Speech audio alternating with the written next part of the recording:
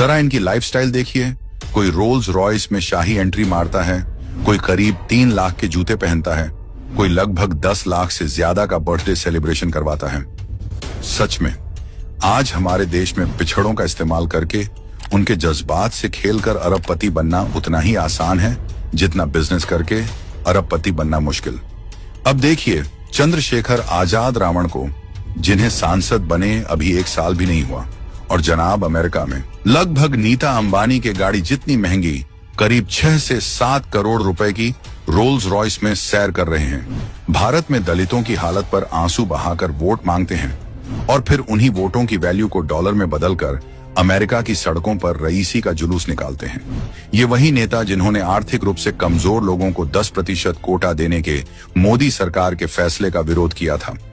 फिर आते हैं आम आदमी क्रांति वाले केजरीवाल, जो कभी मफलर लपेटकर बोले थे, मैं तो आम आदमी हूँ। आम आदमी पार्टी के युवा विंग से जो जुड़ेगा उसको सिंपल और साधारण शादी करनी पड़ेगी। अब वही आदमी अपनी बेटी की शादी की रस्में 5 स्टार होटल शांघरी में करवाया, जहां एक कमरे का किराया लगभग 16,000 से शुरू होता है। इससे पहले 45 करोड़ का शीश महल बनवाया। सत्ता गई तो पंजाबियों के पैसों पर Z+ सिक्योरिटी के साथ महंगी महंगी गाड़ियों के काफिले लेकर घूमते हैं। इस लिस्ट में आजादी से पहले से भी शानो शौकत वाली जिंदगी जीने वाले परिवार के शहजादे भी पिछड़ों वाली राजनीति करते हैं। राहुल गांधी कहते हैं 52 साल हो गए, मेरे पास घर नहीं है, लेकिन बर्बरी की 60,000 की जैकेट, 41,000 की टी शर्ट और 3 लाख के स्नीकर्स पहनकर घूमते हैं।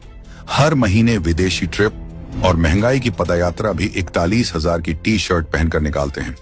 समाजवादी पार्टी भी पीडीए कहकर अब संपन्नवादी पार्टी बन चुकी है। 40 करोड़ की संपत्ति और 25,000 की जैकेट पहनने वाला बेटा। जिन समर्थकों से वोट लेते हैं वो शायद 250 की जैकेट खरीदने में भी 2 बार सोचें। लालू और तेजस्वी का तो क्या ही कहना, गरीबों का नाम लेकर आज राजसी साम्राज्य खड़ा किया है। लालू के शहजादे आए दिन विदेशी ट्रिप, सूट बूट और 250 रुपए में 1 लीटर मिलने वाला महंगा एवियन पानी पीते हैं। लगभग 10 लाख से अधिक रुपयों का खर्च सिर्फ बर्थडे सेलिब्रेशन के पहनावे पर होता है। गरीबों और अल्पसंख्यकों के नाम की राजनीति करने वाले ये सारे नेता उनके लिए भले ही कुछ न किया हो, लेकिन खुद का घर भरने में कोई कसर नहीं छोड़ी। 2014 में ओवैसी के पास 4 करोड़ से अधिक की संपत्ति थी, जो 2024 में बढ़कर 19 करोड़ से भी ज्यादा हो गई। इन पर वक्फ की 3,000 करोड़ की संपत्ति हड़पने का आरोप है। लेकिन जिस समुदाय के नाम पर यह अपनी राजनीतिक रोटियां सेंकता है, उसी हैदराबाद के 63% समुदाय विशेष गरीब हैं।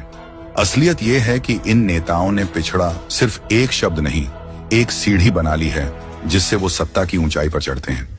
ये लोग कभी वोट के लिए मिट्टी के बेटे बन जाते हैं और चुनाव जीतते ही मर्सिडीज के मालिक।